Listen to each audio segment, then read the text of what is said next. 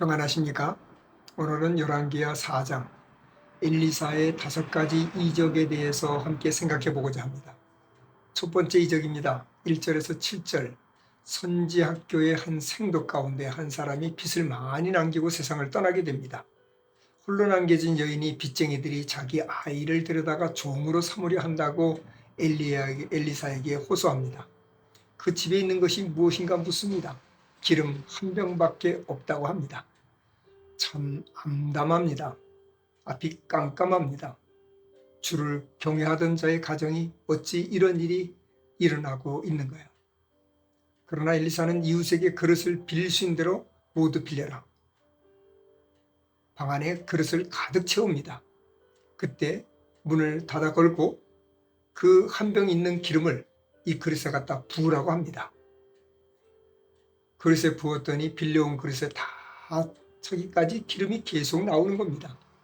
기름이 다 차고 나니 멈추게 됩니다. 엘리사는 이 기름을 팔아서 빚을 갚고 남은 것으로 너와 네 두 아들이 생활을 하라고 합니다. 한 병으로 모든 그릇을 채우는 기적. 이것은 믿음이 통로가 되어서 나타난 기적입니다. 두 번째 이적은 8절에서 17절에 엘리사가 수넴에 이르렀을 때 한 여인이 엘리사가 지나갈 때마다 초대해서 대접을 합니다. 그 여인은 남편과 상의해서 엘리사를 위해서 방을 하나 만들어서 그가 머물 수 있는 장소를 제공합니다. 하루는 엘리사가 그 여인을 불러서 그 여인에게 아들이 없음을 알고 다음에 아들을 낳게 될 것이라고 말합니다. 여인은 거짓말하지 말라며 믿지 않았지만 잉태하여 1년 뒤 아들을 낳았습니다. 하나님의 말씀 그대로 이루어지잖아요. 세 번째 이적입니다. 18절에서 37절입니다. 그 아이가 자랐는데 어느 날 갑자기 아이고 머리야 아이고 머리야 하더니 어머니 품에서 죽습니다. 그의 어머니가 아들을 하나님의 사람의 침상 위에 두고 남편에게 하나님의 사람을 만나고 오겠다고 합니다. 그 남편이 아내의 마음을 모른 채 때가 아닌데 어찌 가려느냐고 합니다. 하지만 그 여인은 나귀를 타고 나귀를 모는 사환에게 내가 말하기 전에는 멈추지 말고 달리라고 엘리사가 있는 갈멜산으로 달려갑니다. 어머니의 자녀 사랑은 아버지가 따라올 수 없는 이유가 여기에 있나 봅니다. 여인이 엘리사 앞에 와서 느닷없이 그의 발을 끌어안으니 엘리사가 그의 마음의 고통을 감지하고 무슨 일이라고 묻습니다.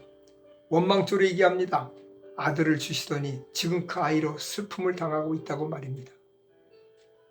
엘리사는 그 여인의 아픔을 간파하고 게하시를 보내려 했으나 여인은 선지자가 함께 가지 않으면 안 된다고 이야기합니다.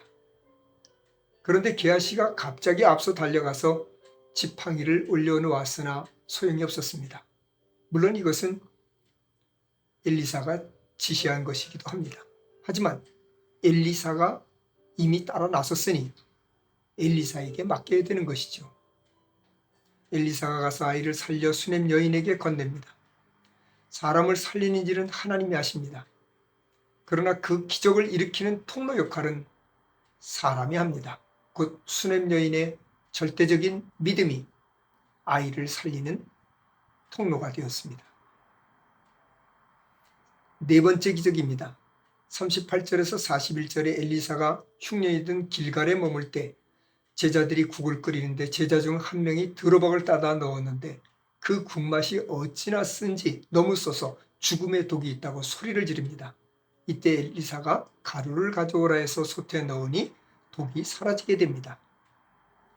다섯 번째 이적입니다. 42절에서 44절에 한 사람이 보리떡 20개와 채소 한 자루를 가지고 와서 엘리사에게 드립니다. 이것을 이 사람들에게 나눠주라. 그러나 사환은 이까지 것 가지고서 100명을 어떻게 먹이냐고. 그때 엘리사는 하나님께서 먹고 남을 것이라 말씀하셨으니 나눠주라 합니다. 실제로 말씀대로 나누어 주었더니 먹고 남았습니다. 그 시대뿐만 아니라 오늘날도 하나님께서 말씀하신 대로 이루어집니다. 말씀에 대한 믿음과 순종이 기적을 만드는 통로가 됩니다.